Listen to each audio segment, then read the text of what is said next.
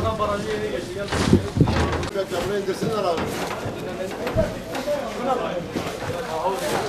Gelmez sabahleyin gelsin bir şey yok. Gel.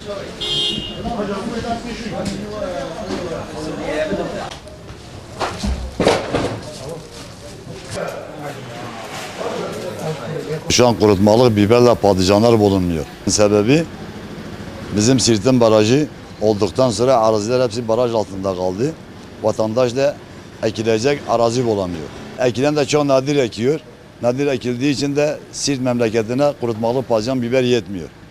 Dışarıdan şu an bizim Sirt'e Moş'tan, Van'dan, Ağlat'tan, Bitlis tarafından biberle patlıcan geliyor. Pahalı geliyor. Pahalı geldikten sonra zaten millet gelip kurutmalık bulamıyor. Şu saatte baksan bir tane kurutmalık halde şu an bulamaz. Hala bakabilir. Şu an herkes bakabilir. Yani sabah erkende birkaç parça geliyor. Gelen kendini alıyor. Gelmiyorsa bak akşama kadar kurutmalık arıyor bulamıyor. Fiyatlar geçen senelere göre çok yüksek.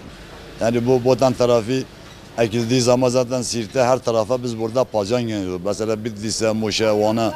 Ben kendim çok gönderiyordum patlıcan biberi. Şu an biz oradan isteyip oradan bize geliyor. Botan köylerinde yol sıkıntısı da var. Adam saat 9'da gelip gemi bekliyor. O gemi 9'dan bu tarafa getiren adam saat 10-11'i buluyor. 10-11'den öyle o mallar hala geliyor.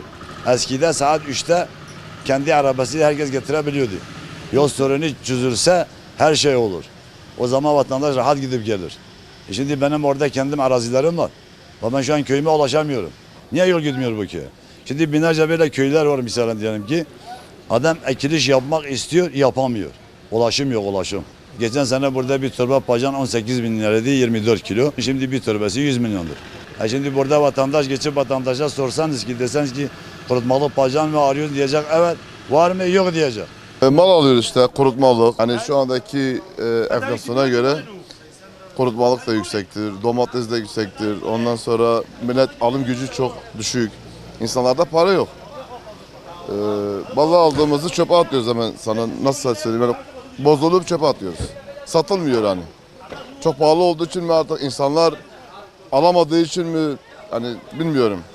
Bu sene 9 lira bak şu anda 9 lira satıyor.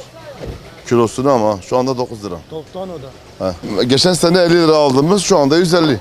Patlıcan mesela dolmalı biber geçen sene 50 ise şu anda olmuş 200 lira. Zaten dolmalı biber hiç yok. Bak millet kavga ediyor dolmalı biber almak için. Yok. Vallahi zor zaten bir tane buldum. O da bakacağız nasıl satacağız yani.